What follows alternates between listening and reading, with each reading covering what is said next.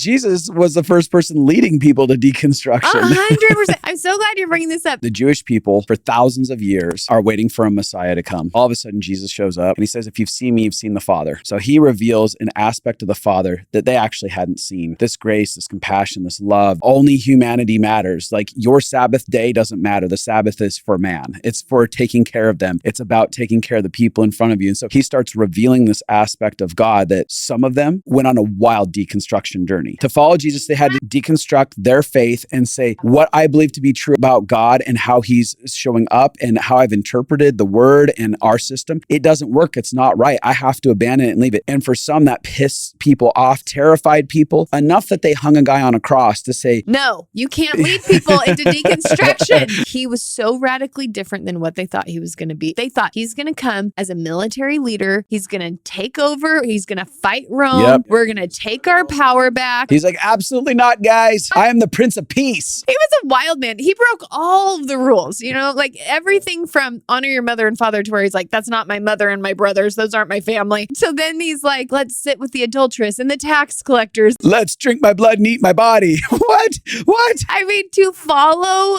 him, you would have had to so fast be open to letting go of everything you thought you knew about God. Which people nowadays who are like, I would have followed Jesus. I'm like, no, you wouldn't have. I often think, I hope I would follow Jesus. Because I think that. I'm like, It's very easy to be so entrenched in what we believe is right that we can miss who God is. And it wasn't just an entire challenging of their system. It was also the possibility that you were going to be stoned to death.